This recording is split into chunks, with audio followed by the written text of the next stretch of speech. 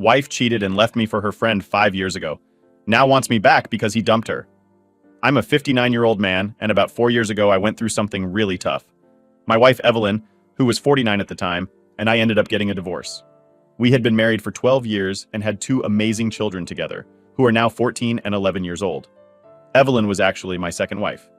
My first marriage was to my high school sweetheart, the first love of my life. We had a beautiful bond, but tragically she passed away in an accident.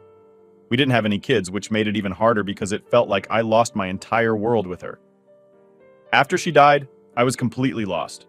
I was in my early 40s and suddenly found myself without a clue about what to do with my life.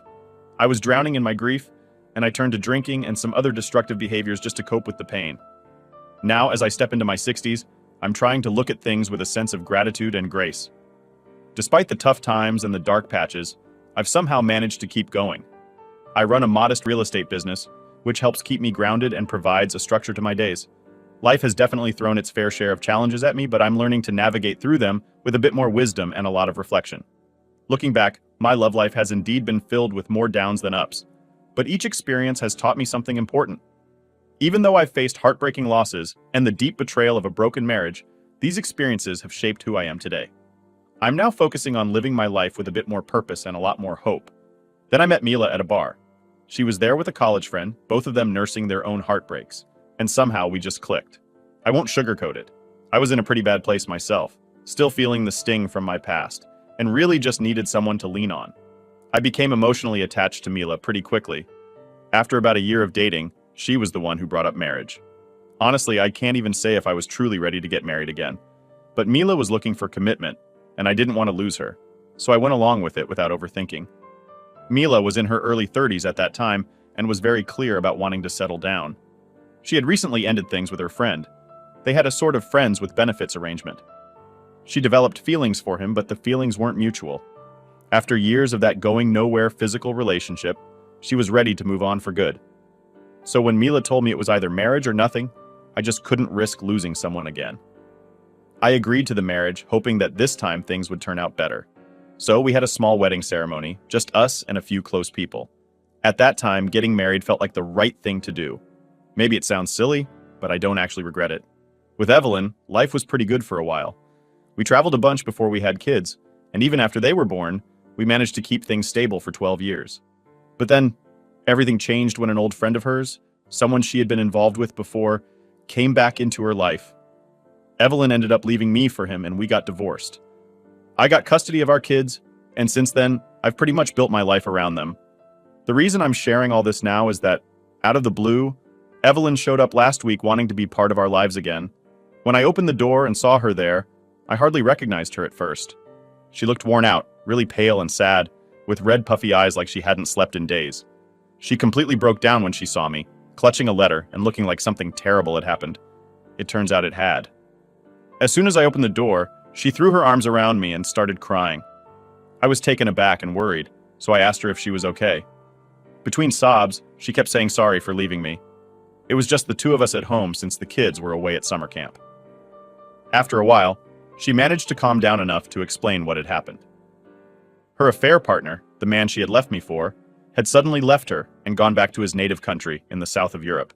He left her nothing but a note that read, "I'm sorry, I can't marry you. I have a wife and children at home." It was a shock.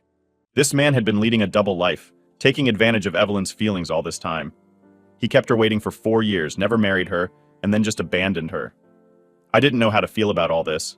Part of me felt a strange relief that he was gone, but seeing Evelyn so devastated made me sad for her, despite everything. It's a complicated mix of emotions to sort through. Karma seemed to have its say in the matter, but I didn't throw any hurtful words at her. Even though I felt sorry for her situation, I knew there wasn't much I could do to help. Evelyn told me I was her only hope. She believed I would forgive her and take her back because she knew me as a forgiving person. But I had to be honest with her. I told her that I had moved on and didn't harbor any harsh feelings, but I couldn't just let her walk back into my life as if nothing had happened. The truth is, I had already forgiven her once for cheating, but she repeated the mistake. She was deeply in love with her affair partner, to the point that she didn't think twice about leaving her own children behind for him. The only reason she stayed loyal to me during those 12 years was that her affair partner was out of the country. Now that he had abandoned her, she was looking to come back. But I couldn't let my life be upturned again by the same pattern. It was a tough stance to take, but necessary for my own well-being and that of our children. I told her that while I empathized with her situation, I couldn't trust her again. At that, she broke down once more, pleading for my forgiveness. I reassured her that I had already forgiven her, but forgiveness didn't mean things could go back to the way they were. I offered the possibility of her having joint custody of our children, if the kids were comfortable with it. That was as much as I was willing to compromise. She didn't want to leave, so eventually I had to be firm, more blunt than I liked, to make her understand she needed to go. I told her I had errands to run and that she needed to leave my house. Though she finally left, her visit left me feeling really unsettled. The last thing I want at this stage of my life is more drama. All I'm looking for now is peace. Continuing on with my life, focused on peace and stability, is my priority. I know that if I let her back into my life, the old patterns would likely repeat, and that's a risk I cannot take. It's tough, but I must stick to this path for the sake of my own well-being and that of our children. Now for the updates. Update 1. Hey everyone, thanks a ton for all the messages you've sent. Whether they were good, bad, or somewhere in between, I really appreciate you taking the time. Today, I'm going to fill you in on some backstory about what's been going on with me and Evelyn, especially since some of you asked for the details about how we ended up in this situation. So here's the scoop. Evelyn and I had a pretty good run. We were married for 12 years and things seemed smooth. We had 2 kids during that time, and Evelyn was both a great mom and a great wife. I never saw any warning signs that something was wrong. But then, out of the blue, an old flame of Evelyn's showed up back on the scene. This was the same guy she'd split up with a long time ago because he wasn't ready to commit. After their breakup, he had moved back to his home country, but now he was back in town and suddenly Evelyn was seeing him again. At first, I didn't make a big deal about him dropping by occasionally. Evelyn told me she was over him and I believed her. Why wouldn't I? We had been happy together for over a decade with no problems. But then one day, something odd happened. Evelyn came home and immediately locked herself in our room. That was the moment I started to feel that something wasn't right. The kids and I tried knocking on the door several times around dinner time to see if she would join us, but she didn't answer. I got worried, so I called her cell to check if she was okay. She texted back saying she was all right but needed a bit more time to herself. I didn't want to push her, so I left her alone and ended up sleeping on the couch in the living room. The next day she acted like everything was normal, but it was pretty clear that something was off. When I gently asked her what was wrong, she brushed it off, saying she'd had a minor argument with her sister, but it wasn't anything big, and she'd handle it. She didn't want to talk about it anymore, and I decided not to push her for more details. I also didn't feel right about snooping around or asking her sister because I'm not the type to meddle in their personal stuff. As time went by, though, it became obvious that the problem wasn't really about her sister. It was about this friend who had come back into her life. Before all this happened, Evelyn was pretty upbeat. She would often talk about this friend, even suggesting we invite him over for dinner and drinks. But then, after that night when she locked herself in the room, she suddenly stopped mentioning him altogether.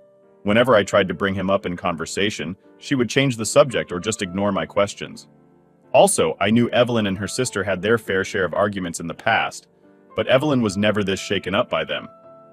It all seemed really strange. So I started to suspect something was up, even though it was just a gut feeling at first. Instead of sneaking around or trying to catch her out by gathering evidence, I decided to just ask her outright.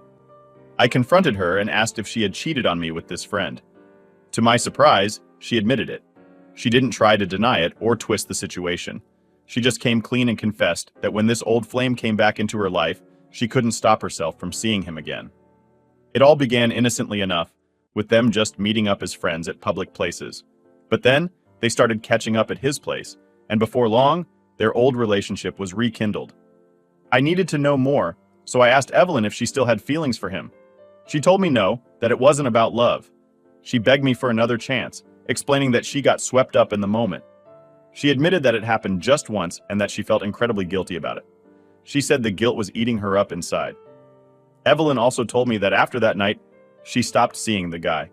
She admitted that while she had loved him back when they were originally together, he never really respected her or her feelings, and he had just used her. As she told me all this, she broke down, promising she would never betray me again. After some thought, I decided to give her a second chance. Some might think I'm naive, but I believe in the power of forgiveness and the potential for people to change. I hoped with all my heart that she would keep her promise. Cheating is something I take very seriously, and it hurt me deeply when Evelyn admitted to it. Despite the pain, I wanted to keep our family together, especially for our children. Our youngest was only 4 years old at the time, and the thought of a divorce and potentially seeing my kids less was something I just couldn't handle. So I forgave Evelyn and decided to give our marriage another chance. But I made it very clear to her, any future betrayal, whether it was physical or just emotional, would be unacceptable. Evelyn agreed to these terms, and we began to rebuild our relationship. We started going out on date nights again and took some family vacations. Things seemed to be improving, and for a few months, everything appeared to be going smoothly. However, given what had happened, I was on high alert, more vigilant than before. When I started to notice some red flags again, I didn't ignore them like I might have in the past. She had betrayed my trust once, and I wasn't going to let my guard down this time. I was determined to address any suspicious signs immediately without letting them slide. It was about 4 years ago, so some of the finer details are a bit fuzzy now, but overall, I could tell something was off. Evelyn seemed distracted and wasn't spending as much time with me or the kids. At home, she was often in a bad mood, but I noticed that she would light up when texting someone or would giggle while talking on the phone. She seemed glued to her phone all the time and started avoiding any closeness with me, especially in bed. Her change in behavior was concerning. She was rarely in the mood for any intimacy, and this was a stark contrast to how she used to be. I decided to confront her about these changes directly, hoping for an honest conversation. However, she denied that anything was wrong. She became defensive and even tried to turn the situation around on me. She accused me of not trusting her and being overly watchful because she had cheated in the past. Realizing that arguing was getting us nowhere and that she wasn't going to admit anything willingly, I decided that I needed to find solid evidence of what was really going on. It was a difficult decision, but I felt it was the only way to get to the truth. After noticing Evelyn's unusual behavior, I decided to check her phone. It turned out she hadn't changed her password, which initially made me think maybe there was nothing to hide. However, when I looked through her messages, I did find some chats with her affair partner. But to my surprise, they were just normal conversations from months ago, around the time she had first cheated on me. There was nothing recent or incriminating in her phone that suggested they were still in contact. Before I had a chance to look for evidence elsewhere, Evelyn came to me and confessed. She told me she knew I had checked her phone and felt it was time to be completely honest. She explained that after our initial confrontation, she had tried to distance herself from him. But he didn't give up. He begged her to come back to him. Evelyn tried to avoid him, knowing it could cause more trouble in our marriage, but he was persistent. He reassured her that he truly loved her and promised they would get married.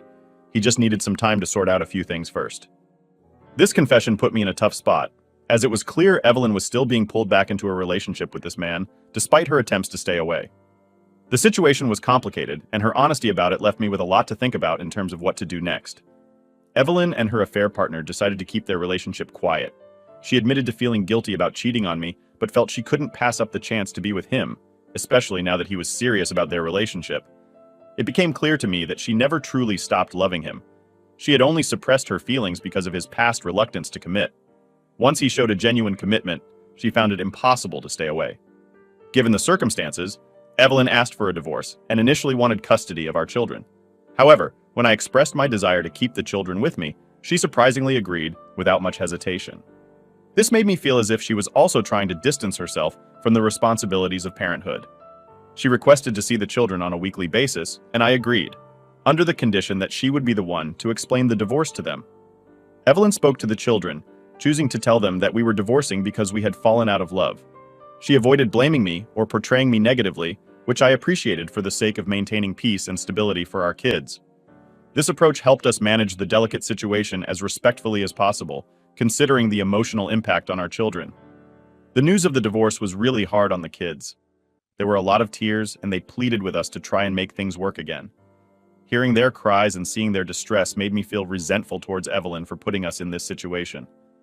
But as time passed, I came to the realization that even if Evelyn changed her mind about the divorce, too much had happened for me to simply forgive and forget. Moving forward with the divorce seemed like the best choice for everyone involved. I made a promise to my children that I would continue to be a good father to them. They didn't doubt this, as I had always been actively involved in their lives, not just a parent who was around, but one who was truly present. Stepping into the role of a full-time single parent wasn't hard for me, given my previous involvement, but despite our efforts, the kids still missed their mom. Thankfully, we managed to settle the divorce amicably. I was deeply hurt by everything that had happened, but I didn't hold a grudge against Evelyn. Some might call it cowardice, others might say it was maturity, perhaps it was a bit of both, influenced by my experiences and age.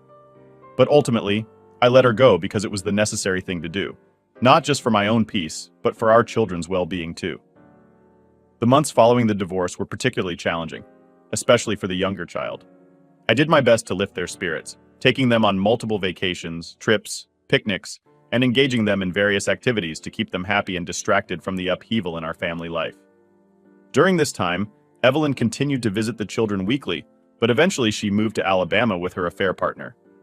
By that point, both the children and I had begun to move on from the initial shock and pain of the divorce. Over the last 4 years, the children have grown into kind, resilient, and emotionally strong individuals. Initially, after Evelyn moved, the children would cling to her during her calls and clearly showed their resentment towards her. However, as time passed, they grew more forgiving and understanding, eventually reaching a point where they could interact with her cordially. Recently, when the children returned from their summer camp and learned about their mother's situation, her being abandoned by her affair partner, they didn't express much sympathy. They felt that she had made her choices and now had to live with the consequences. This response from them wasn't out of coldness, but rather a reflection of their growth and maturity, recognizing that each person is responsible for their actions and their impacts.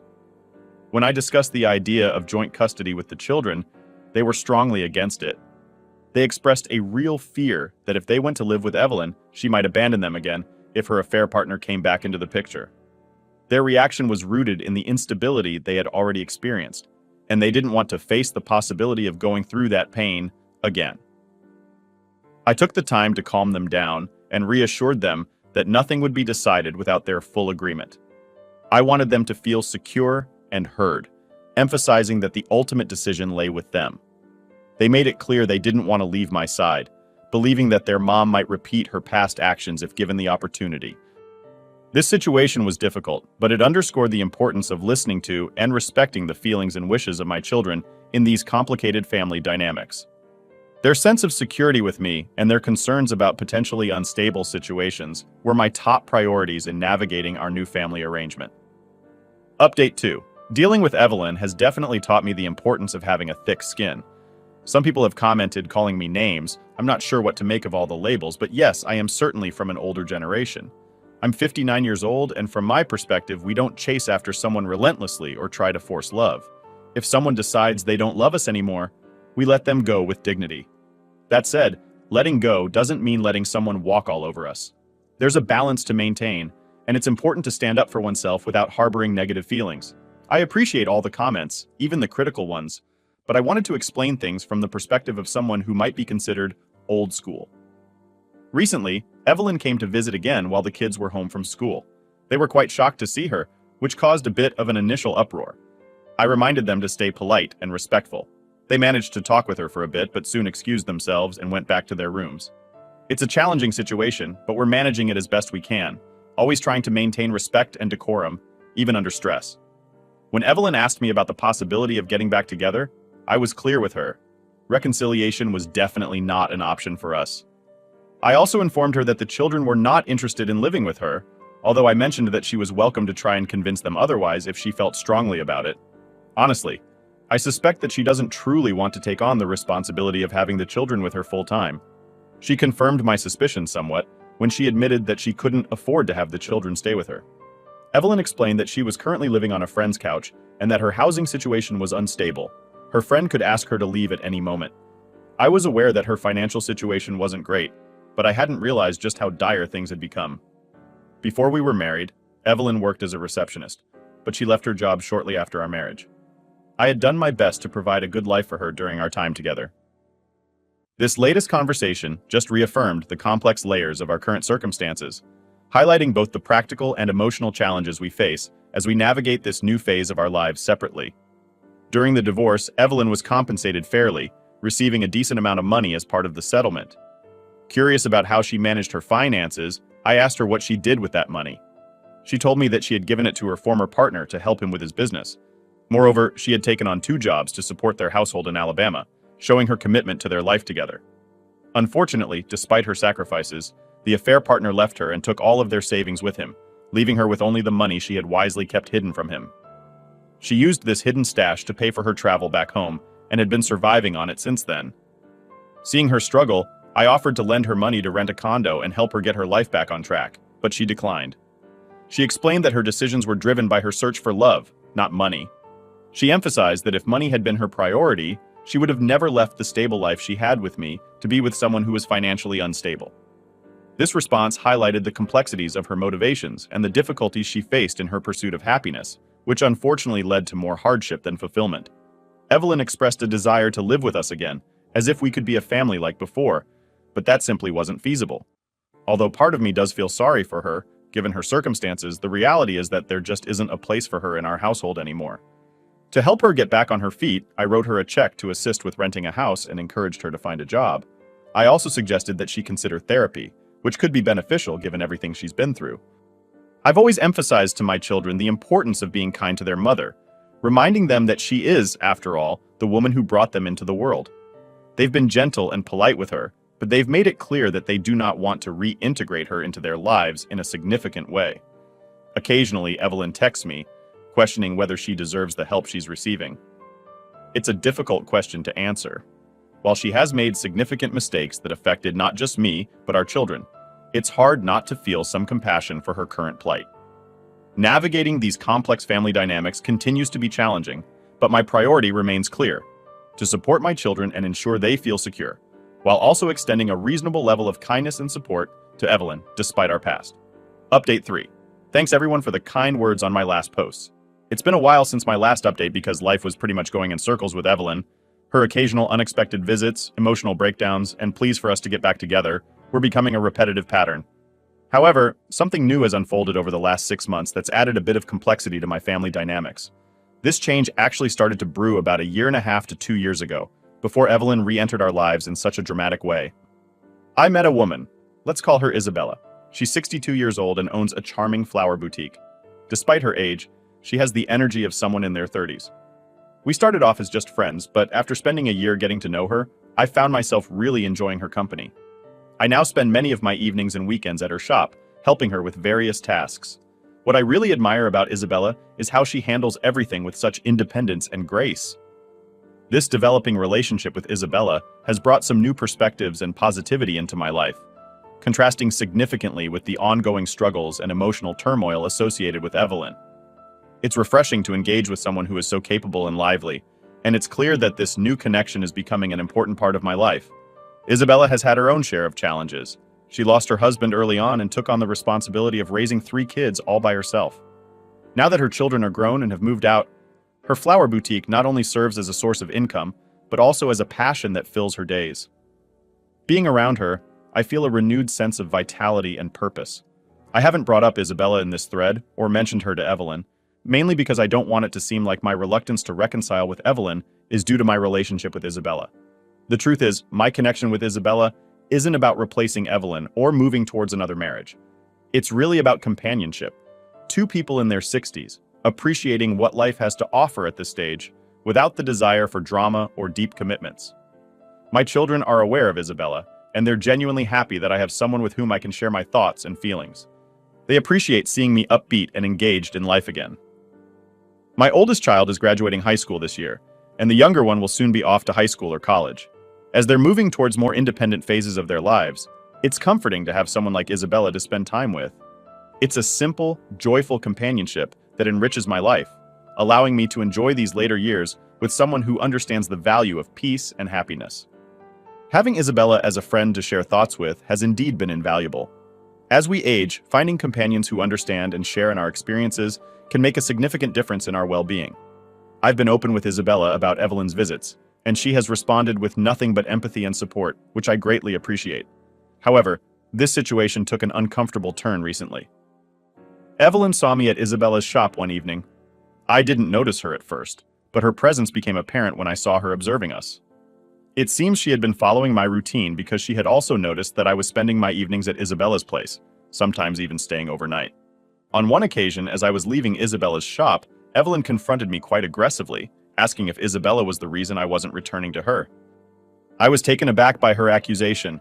It was painful to hear her suggest that my friendship with Isabella was in any way comparable to her past actions.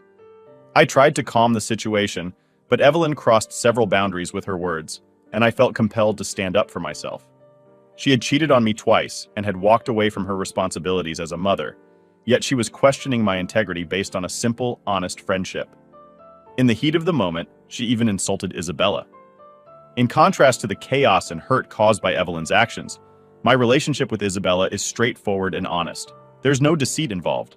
Yet Evelyn seemed unable to see the difference, which only highlighted the vast disparity in our values and current life paths.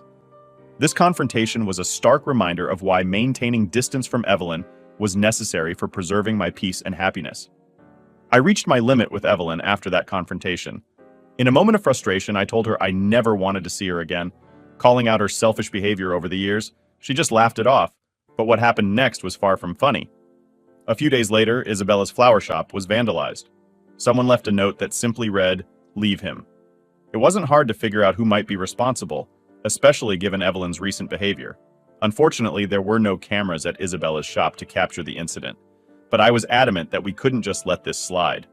I encouraged Isabella to file a police complaint against Evelyn based on what had happened. Isabella was naturally hesitant about getting involved in a legal battle, but I felt it was necessary to stand firm. I decided to confront Evelyn myself. I called her over, and in front of our children, I laid out everything. I made it clear how serious I was by threatening legal action if she continued to cause trouble for us or for Isabella. It was not something I wanted to do in front of the kids, but Evelyn had already tried to manipulate the situation by blaming me for our failed marriage in front of them.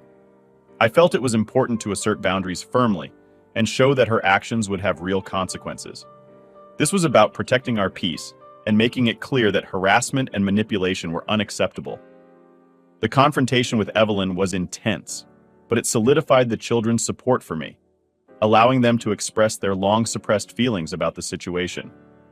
They were well aware of the impact Evelyn's actions had on their childhood and were frustrated to see her playing the victim and blaming me for our broken marriage. Since that day, about a month ago, Evelyn hasn't shown up again, which has brought some much-needed peace. In the aftermath, I apologized to Isabella for the trouble caused by Evelyn's actions and helped her get her shop back in order. This experience brought Isabella and me even closer, reinforcing the bond we share based on mutual respect and support. The children, seeing how well Isabella and I get along, have playfully suggested that I should marry her before they head off to college. However, both Isabella and I are on the same page about not wanting to marry again. We have a loving relationship but have chosen not to express those deeper feelings formally or change our current dynamics. We both value our independence and the simple happiness we find in each other's company without the formalities of marriage. I'm content with where life has brought me. Being a father to my 2 children and a supportive partner to Isabella is fulfilling. It's a life that feels right, without the complications of marriage, and I cherish the simplicity and joy it brings.